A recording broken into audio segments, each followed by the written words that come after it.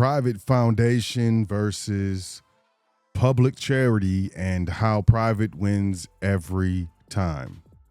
It's been a while since we talked about private family foundations in contradistinction to public charities. So I want to give you some information. I want to give you the pros and cons, and I want to let you know why there is a barrier to access with regards to public charities that almost does not exist with regards to private charities. This is the foundation. My name is Sot L, Seeker of Truth L, Speaker of Truth L, and I appreciate you checking out the show today. I trust you're having a great week. I trust everything is luxurious. Thank you for joining us here at the foundation, where we understand incorrect information incorrectly applied can get you hurt. Correct information incorrectly applied can get you hurt. So as always, we are correctly applying correct information here at the foundation, and this is what we do. So what is a private charity versus a public charity? We're going to get into that. First, I want to say thank you to everyone who checks out the show, everyone who likes our videos, everyone who leaves a comment. I'm actually going to start responding to comments. Well, actually, comments of substance. You know, if you just said, hey, thanks, or something of that nature, we may just give you a heart. But if you have comments of substance, I'm going to start responding to every single comment of substance. That is my commitment to the audience. So I appreciate your engagement. Really just appreciate you investing in your private education. So let's do our dance. Let's move forward. We have welcome to thefoundation.com. Make sure you sign up for the email list. You can put your email in at the bottom. Primary email, secondary email, doesn't matter. We got primary email on there. We are always offering educational information. We have the Foundation Trust Primer. This is over 18 documents handpicked by me. If you're new to private trust, contract trust, common law trust, not familiar, this is where you want to start to create a distinction within your mind with regards to law as it applies to public structures or public trusts, let's be specific, versus private trusts. This is where you want to start. We have the Foundation's Trust Series Part 1. This is, beginner. Part 2, we would say intermediate, and Part 3 is a little more advanced. We get into, finance and, things of that nature. We even talk about private family foundations in the Trust Series Part 3. You can get this at your leisure. We also have a Passport, no SSN, no social webinars Part 1 and Part 2. We also have the bundle if you're looking to acquire a passport without providing a social security number. This is in our education section here at Welcome to the Foundation. And you can take advantage of this at any point in time. We also have PDFs. These are a lot of PDFs that we saw that were being charged for on the internet. So we just threw them up here. You can grab them for the free, not for the fee. As well as our trustee training. We recently concluded our promotion we were having. It was 50% off the startup fee. We did extend it until last Friday. Unfortunately, we have run out of time. We want to thank everyone who took advantage of this. I think it was a great opportunity. But if you are still interested in maybe 50% off, just shoot me an email, admin@welcometothefoundation.com. Let's discuss it. Let's discuss what we can do for you. So let's get into this. What is the difference between a public charity and a private charity? Well, let's go to the Internal Revenue Service website. This is where we are. Exempt organization, EO, operational requirements. So normally receives a substantial part of its support from a governmental unit or from contributions from the general public. These are the requirements.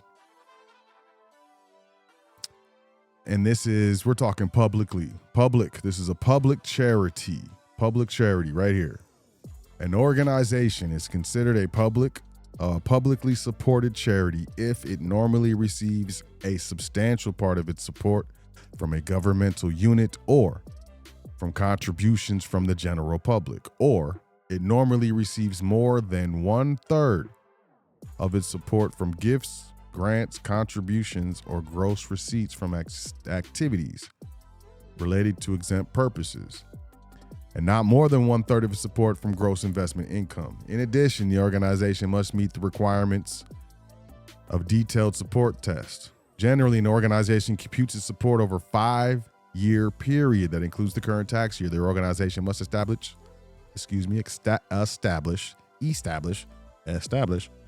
it meets the public support test by showing it is publicly supported on its return of organization exempt from income tax or Schedule A, Form 990 or 990EZ.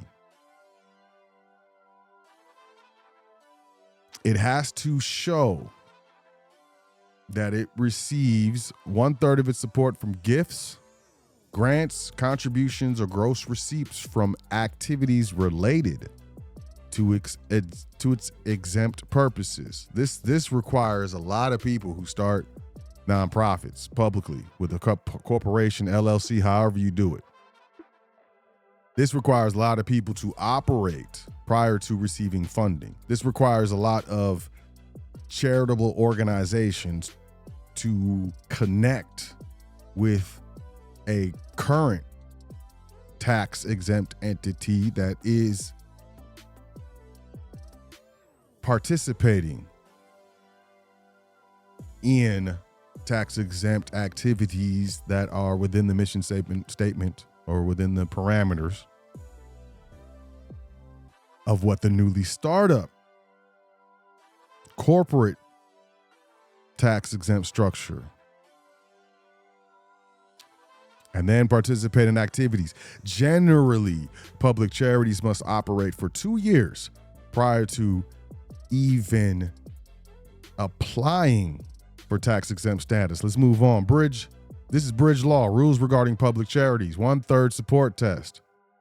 The sources of support include contributions from the general public, governmental units, or other public charities. Qualifying public contributions must come from a broad base, including individual donors, governmental grants, or contributions from other public charities. It's kind of difficult. No single donor or entity, excluding government units or other public charities, can contribute more than 2% of the organization's total support. So that means, you can't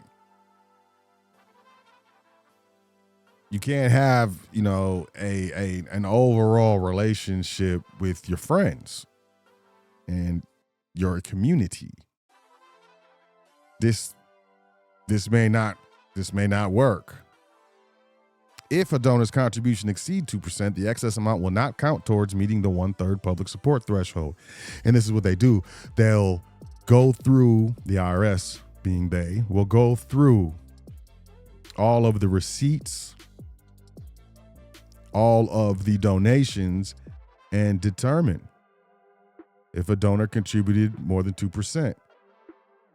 Donations from public charities and government sources do not count towards the 2% limitation. It's difficult to get donations from public charities and governments when you first start out, when the organization is brand new. It hasn't participated in any charitable activity. It's very difficult. It's very expensive. Contributions from gross receipts, such as fees for services, admissions, or memberships, can also count as public support, provided these amounts are received from the general public and are not concentrated among a few individuals or entities. You got to have a lot of swagger. You got to have a lot of, people in your corner, organizations in your corner. These types of structures are generally meant for those who have large Rolodex or are genuinely or generally, and genuinely as well, but more so generally, kind of within that upper echelon circle. Several people who own businesses, several people who are in government. You maybe even know several people that are operating charities currently. If an organization cannot meet the 1/3 support test, it may still qualify as a public charity under the facts and circumstances test, also called the 10% facts and circumstances test. The test provides for more flexibility, but requires that the organization receives at least 10% of its total support from the public or governmental sources over a 4-year period. In addition to meeting the 10% threshold, the organization must demonstrate that it meets a variety of other criteria, collectively referred to as facts and circumstances, that indicate it operates in the public interest. These criteria include having a diverse and representative board of directors not dominated by a few private individuals. This isn't set up for families. Conducting programs and fundraising efforts aimed at receiving broad public support that costs money, flyers, notices, staff, engaging in activities that directly serve the general public or the community. So there's special rules. Here's the special rules. Unusual grants. Several rules and exceptions apply when calculating whether an organization meets the public support test. Unusual grants. The IRS allows organizations to exclude unusual grants from the public support calculation if these grants are unexpected, substantial, not part of the regular solicitation activities of the organization. These are typically large one-time contributions that could otherwise distort the support percentage. Gross receipts, let's move on. Gross receipts from activities related to the organization's exempt purpose can count as public support. However, these receipts are subject to certain rules. If the organization receives more than $5,000 or 1% of its total support from a single individual or entity through gross receipts, only that threshold amount counts toward public support. Anything above that threshold is not included. Lots of red tape over here. Related organizations, contributions from substantial contributors, defined as individuals or entities that contribute a significant portion of the organization's funding, are generally not included in the public support calculation beyond the allowed thresholds. You guys, exceptions, the IRS reviews public charities' adherence to these rules over a rolling 4-year period. This time frame allows organizations flexibility in planning and managing their support sources. Organizations must maintain proper records and calculations to ensure compliance with these rules, and failure to meet either the 1/3 support test or the facts and circumstances test could result in reclassification as a private foundation, which carries stricter regulations and fewer tax advantages. Which is true. And let's talk about that. We'll talk about that in a second. How your nonprofit organization can qualify as a public charity. So nonprofit, just because someone administers a nonprofit doesn't mean that nonprofit is tax exempt. The main differences between private foundations and public charities are where they get their funding and what they can do with it. So here we go. Public charities must receive a minimum percentage of their funding from the public. That's 1/3, or the 10%. Can receive funding from private foundations and other public charities. Normally fund charitable activities directly, and whereas private foundations often are funded by one individual organization, and they tend to fund public charities. Private foundations generally are non-operating foundations, which means they do not directly engage in charitable activities. What they do is they offer grants to other charitable organizations. That's why here you will see that they tend to fund public charities. Because of their public nature, public charities have higher tax deductible giving limits for donors. They also enjoy more flexibility in tax filing requirements at an organizational level. So, it is more difficult to meet the criteria of a public charity than a private foundation. That is absolutely true. I'm going to read that again. It is more difficult to meet the criteria of a public charity than it is for a private foundation. All 501c3 organizations are automatically categorized as private foundations until they can meet the requirements of public charities.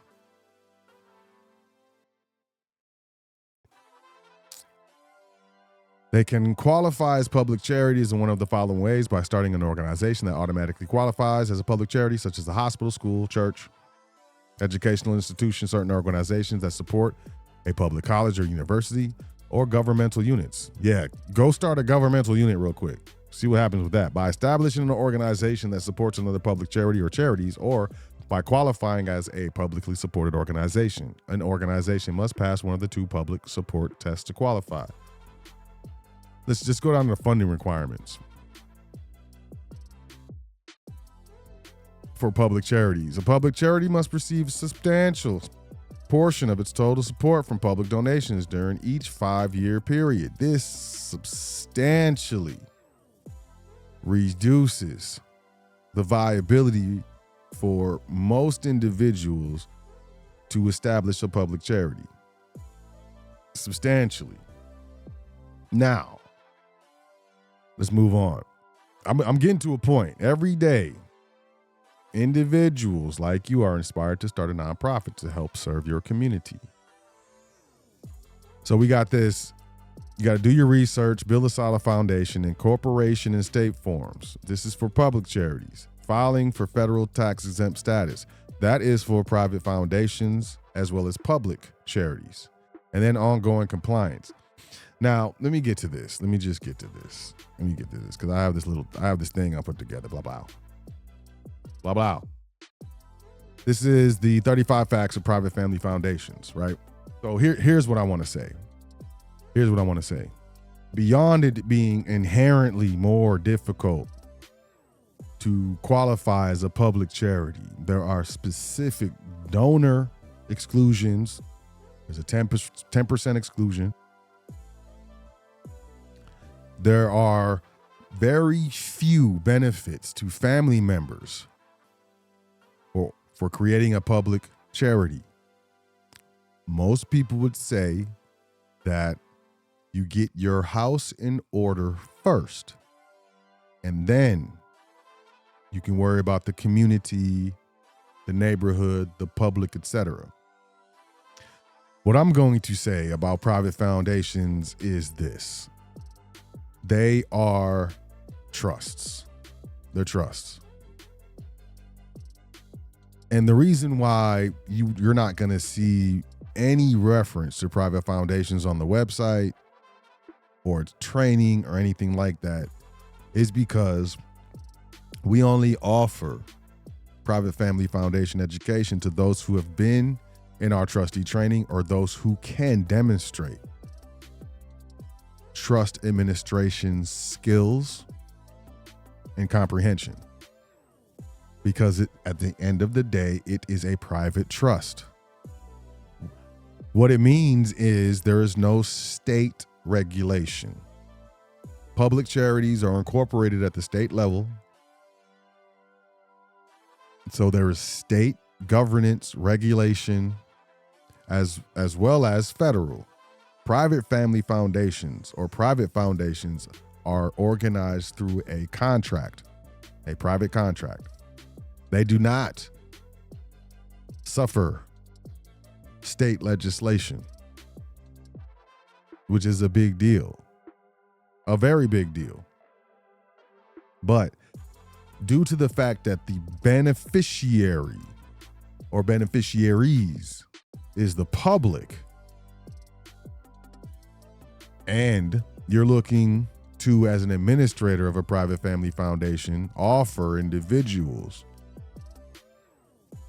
charitable deductions on their taxes, you must have trust administration and training or trust administration experience before we're even willing to discuss a private foundation with you. But private family foundations are way more simple. Way more simpler. They're way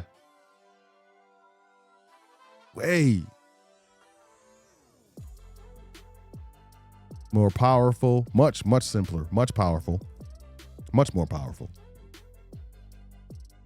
And you have a lot more control over a private family foundation. Private family foundations help families create fiscal responsibility by directing former tax dollars to charities of choice. Former tax dollars. So with a private family foundation, there is two types of taxation: voluntary and involuntary. With the private family foundation, we operate in the realm what is known as voluntary taxation. So former tax dollars. Private family foundations combine flexibility, control, tax advantages, and private directing of social capital. Flexibility, control, and tax advantages. There are fewer than 60,000 private family foundations in the United States, with 93% holding assets less than $1 million. That's very important. Most people think these structures are for the wealthy. They are not, but they are what the wealthy use to stay wealthy after getting wealthy. Private family foundations help establish a family name legacy, owning family reunification and unification qualities and attributes. There's a lot of last names in the public. You can buy a lot of last names and wear them, carry them. And that's okay. I have no problem with that. But this helps get your family's last name into the public.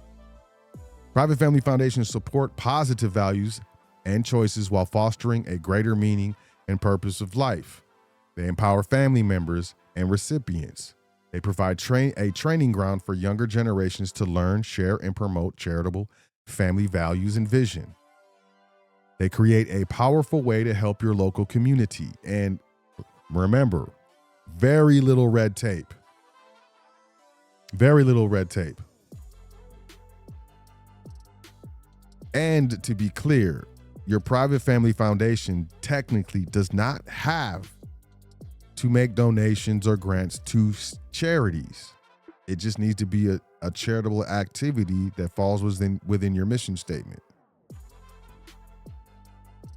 Private foundations allow you to express your own beliefs and your passion for what is important to you and your family, not to the corporation.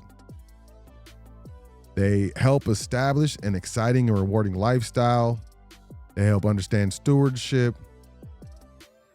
Your private family foundation may receive donations of income, investments, assets, collectibles, and real estate. Foundations are exempt from federal income tax, capital gains tax, estate tax, and gift taxes. There you go. They're generally exempt from sales taxes on purchases and property taxes in most counties. You set up a tax exempt account wherever you shop. You just got to talk to customer service. It takes a little time, but before you know it, every time you shop there on behalf of the foundation, no sales tax. Listen, this is the most important as far as I'm concerned. Exempt from federal income tax, capital gains tax, and estate tax. Private family foundations expense 5% of its gross annual income and may grant or donate investment assets, cash, or shares to charities of its choice. I want you to pay attention to this word may. It's not a requirement. Private family foundations must expense, not donate, not grant, expense 5% of its gross annual income I'm just going to leave that there. Just think about it. Think about what I just said. And I'm telling the truth. I'm not giving legal advice, tax advice, IRS advice. None of the advice. Not giving advice, but I know the law and I know the truth. Correct information correctly applied.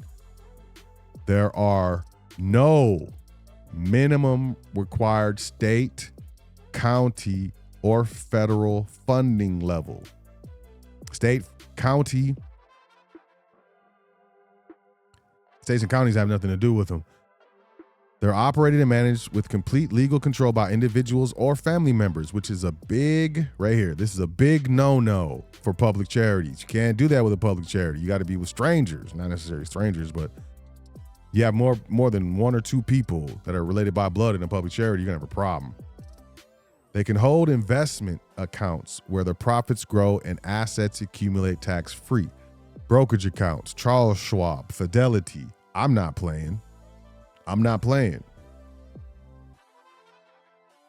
Private family foundations are a common and recognized estate planning exit strategy. Private foundations participate in a tax system for the informed in place of a tax system for the uninformed. Private foundations are eligible and may apply for charitable grants offered by other, larger, better established organizations. Did you know that? You can apply for and receive grants within the foundation. You just got to expense 5%. They may provide travel and training workshops with hands-on giving in worldwide locations. You can go anywhere on the dime of the foundation. Site visits included, and there's an annual retreat. Private foundations are tax exempt charities in total compliance with the IRS. Foundations assist, alleviate, and absolve concerns regarding estate planning while generally eliminating probate. No probate. And they say generally because there are private foundations that have public incorporation documents. There's a private foundation and then there's a private family foundation. As trustee, you receive extensive support, including hands-on workshops to ensure your successful management. Foundations help establish a secure and prosperous retirement plan that may include the essential of compensation. They allow you to retire into a wonderful life, charitable in character and nature. They allow you to receive, due to your stewardship of the foundation, the necessities of transportation, travel accommodations for grant making, health care, and insurance benefits. A private family foundation is a separate legal entity with an EIN number. The foundation pays 1% to 2% excise tax on net profit, which is part of the 5%. Private family foundations may often operate successfully without paid staff.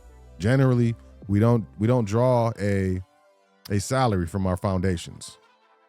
I've only seen it one time. And families maintain control over foundation assets, governance, and distribution of funds. These are very, very, very powerful structures. With trust and foundation, it changed my life and it changed my family's life. I've been teaching trust and foundation education for over 11 years now.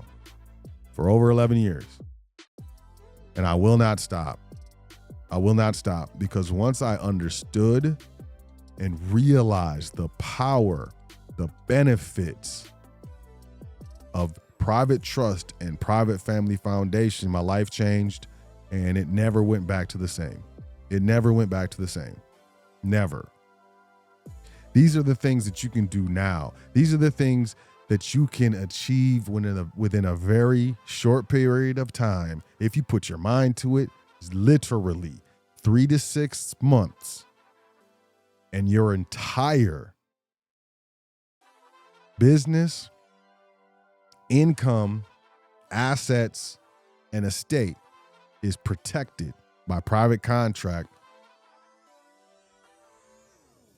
which is protected by the Constitution for the United States of America, Article 1, Section 10.